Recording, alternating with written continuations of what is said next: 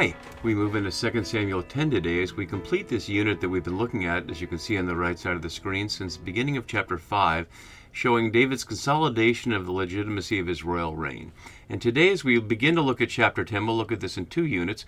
It's framed along with chapter 8, as you can see on this shape here, parallel as we've been looking at with the two stories of David confronting Saul in a cave or in the wilderness in 1 Samuel 24 and 26. And last time we looked at how the middle parts, in our current section, David taking control of the house of Saul, was parallel to David taking control of the house of Nabal, who was himself a symbol for Saul. And so what we're looking at today on the other side of this little ABA unit here is a passage that, as we saw Kalimi show us as we looked at the beginning of chapter 8, is also forms a link here with the end of chapter 12, because we can see right here that this war with the Ammonites and Arameans starts here in 10:1 to 19, but continues after this little concentric shape. It's not exactly a chiasm, as you can see, but this little concentric shape that Kalimi shows connects chapter 10 with chapter 11 and 12. And so certainly what we're seeing there is when David at the beginning of chapter 11 is on his roof spying Bathsheba, the wife of his general Uriah, the rest of his army, including Joab, is still out battling the Ammonites in the town of Rabbah, as we'll see.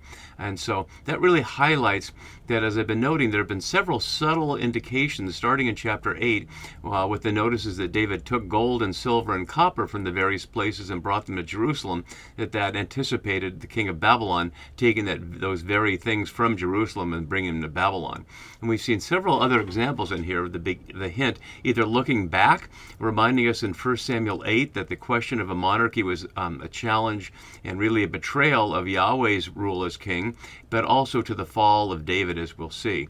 And although the fall of David will be attributed specifically to what he does with Bathsheba and Uriah, as Halpern and others have noted, what we're really seeing is perhaps the fact that all royal arcs are inherently tragic, because the arc of monarchy itself is inherently tragic, leading, of course, to exile. And so we're going to begin to see some of those hints here, and as we continue, we'll be continuing to pay attention not to the question of whether these books have multiple sources, which is to say different authors writing at different times, which may well be, but whichever sources there are, whether they were from the same time of different points of view or different times, there clearly are multiple voices, one that's pro-David and pro-monarchy, and one that's anti-David and anti-monarchy, woven directly together into the story. They're not really separate sources that you can say this section or that section, but as we'll see, the hints are very subtle but deeply embedded for those who have ears to hear. So as we begin to look at our story, we're going to see something very interesting in the very first verse. Sometime afterward, the king of the Ammonites died, and his son Hanun succeeded him. And notice he's not named there. We simply are king of the Ammonites, but we see in the next verse, Hanun, son of Nahash. And what that brings up in connection with other material we see in 2 Samuel is this surprising family tree that we can piece together, as you can see, from our section here, but also from the section in 17:25 to 27, that Nahash is reported in 2 Samuel to have 4 children, 2 sons, Hanun we see here, Shobi, who will be there involved in the Absalom rebellion story, Abigail, the same name as Nabal's wife, who is now David's wife. Here she's described as the daughter of Nahash, and we'll see that she's described as married to Ithra the Ishmaelite. And then Zeruiah, daughter of Nahash, who's the mother of David's general Joab, and also his brothers Asahel and Abishai. One of those is already dead, as we've seen, and one will continue to be in the story. But what we're seeing here is Nahash, the Ammonite king, is their grandfather, and Hanun here is their uncle. And so Joab will be sent out to challenge the troops of his own uncle. And since Hanun already has a relationship with David earlier via his relationship with Saul, it'll be shocking here that Hanun attacks David's envoys, as we'll see. But that's because the princes of the Ammonites lead him on. And we'll look at that more closely. So there's an Ammonite piece hidden within David's entire reign here. And one of the pieces that doesn't connect all the dots, as we'll see, is that a woman named Naamah the Ammonite, and we don't see who her parents are. I had in my note that she related to Shobai, but I can't find that, is the mother of Solomon's son Rehoboam.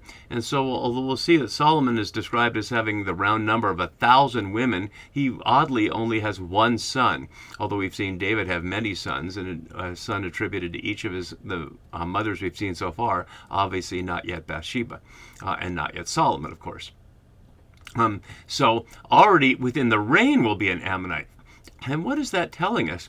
If we look back to the Genesis origin story, we see the Ammonites and the Moabites are understood with, I'm sure, great sarcasm to be the results of the incestual union between Lot and his daughters when they're hiding in the cave.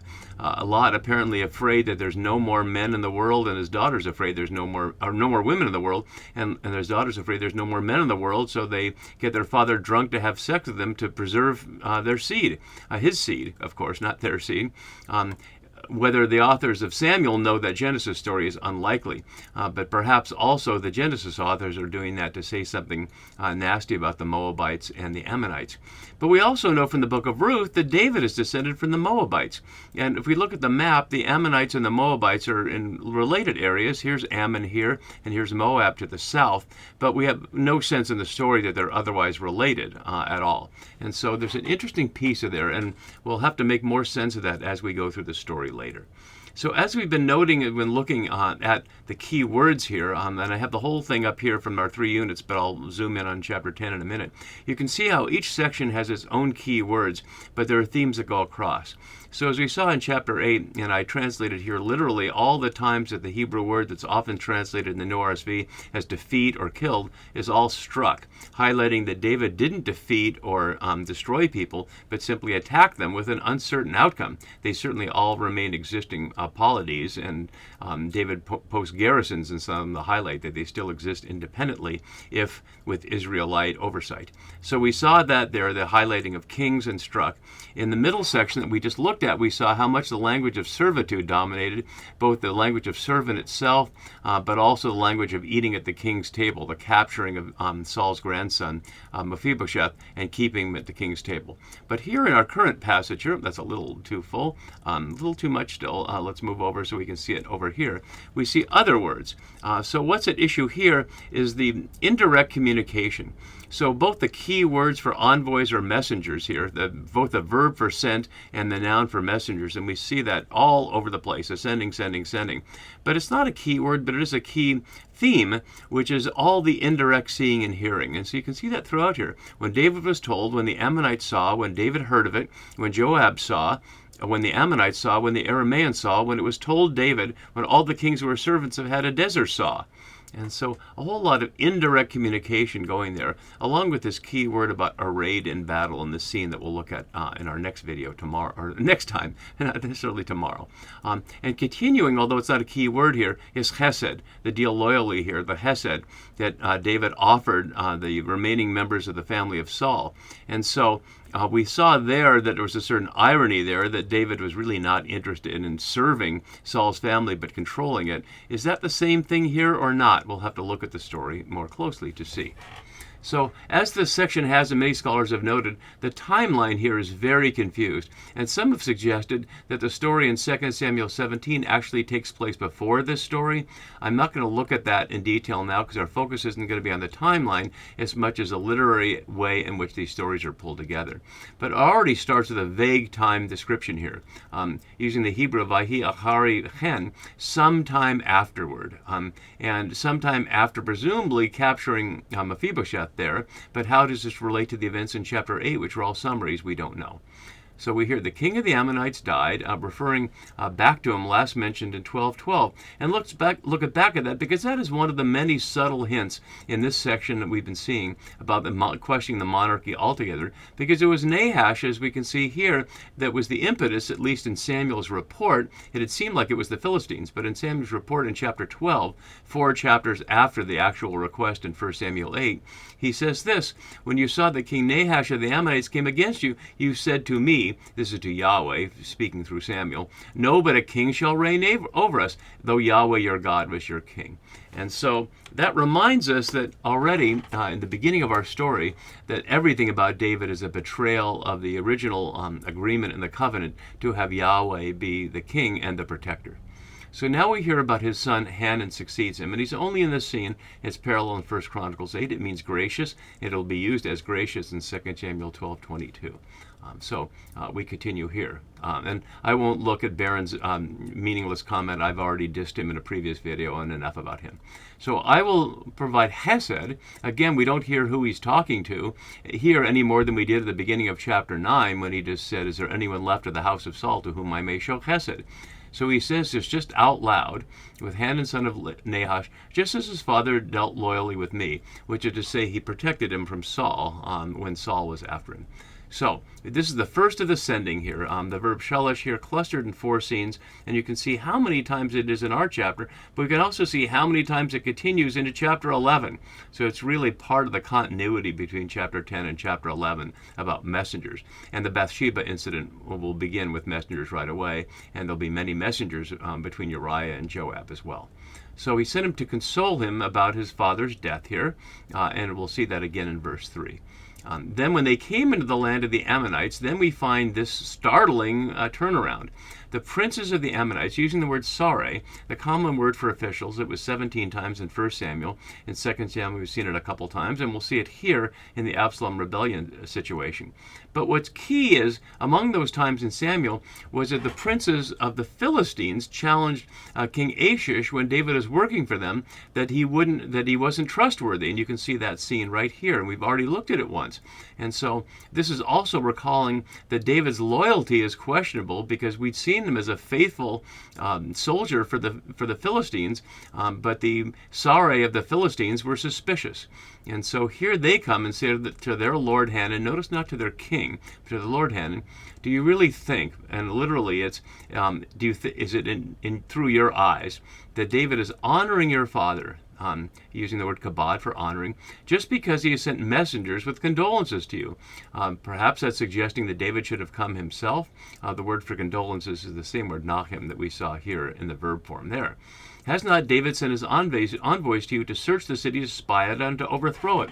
And we see how much that's a common theme. That is what Joseph falsely accuses brothers of, knowing that they've been sent from his father to get grain, but he accuses them of that. And we certainly know that there are many situations that's the whole point of cities having gates and walls, is to keep people from wanting to go in there and spy on them. But suddenly we hear it's about a city, and the city will certainly be Rabbah of Ammon, which will be the focus in 2 Samuel 11 and 12. We can see it here on the atlas, where it is right here, and we'll see that the soldiers who were treated badly will be sent to cool their heels in Jericho till their beards grow longer. So to spy it out here, only here in 1 Samuel, but we see it a couple other times. But the key word that's surprising here is to overthrow it. It's only here in 2 Samuel, it's only once in 1 Samuel, but it's 3 times in Genesis 19 for overthrowing Sodom, just before the scene of the origin of the Ammonites there, right after this overthrow.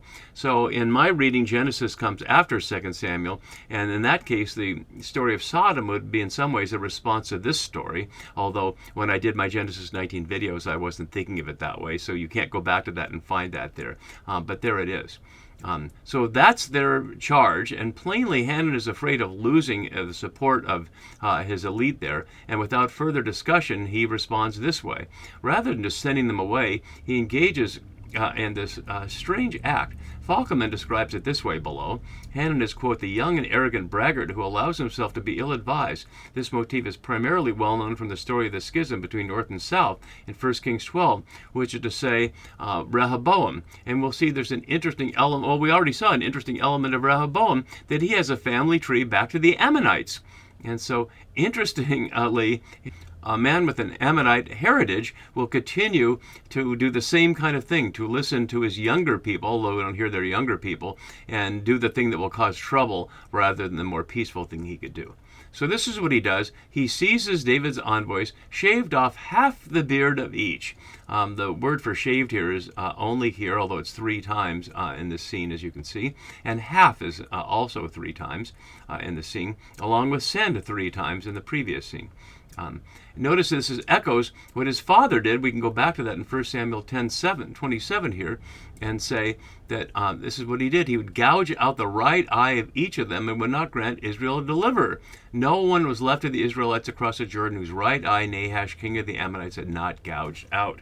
And so, in a very similar sense of mutilation, Hanun here shaves off half their beard and cuts their garments in half.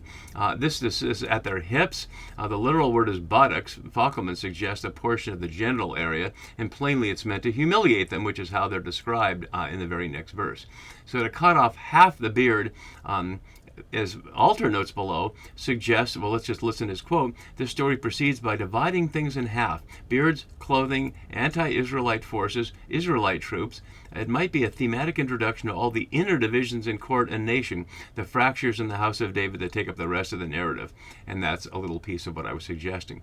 Halper notes it also anticipates the role of hair in the capture of Absalom, and we've already seen one element of that as well. And then, as we see another note, to forcibly shave someone's beard would serve as a sort of hex, wishing death upon the family's victim. I don't know what the source of that is from that author, but there it is. So I can't claim that that's true without further evidence, and I don't have that. So again, cut off the garments in the middle. This is the same half there of their hips, and sent them away. Were they supposed to go all the way back? But somehow David finds out. And again, this is part of the surprisingly indirect communication. So this is in Ammon here, as we can see from the atlas. Up here in Ammon, presumably they're in the city, and David is down here in Jerusalem. How does he know before the messengers come, because he's sent to meet them? How was he told that this had happened? And that's part of the great mystery here of the messenger communication going through. It implies more messengers than those coming with the half-beards. So he sends others to meet them, for the men were greatly ashamed. Does he already know that, or is he assuming that? And again, it's unclear who could have been other messengers who didn't have their beards cut, who could tell him that. So the king said, remain at Jericho, which is only mentioned here in either book of Samuel and seemingly comes out of nowhere. It's mentioned many times in Joshua, but not in Judges. But as Samora notes, and we can see on the map, situated on the most direct road from the Ammonite capital city, Rabbah, to Jerusalem. So that assumes that David has allies in Jericho, but we know nothing about that. So just completing our scene here in the next two verses, and as Falkman notes, there are powers interested in defeating David whose star has been rising.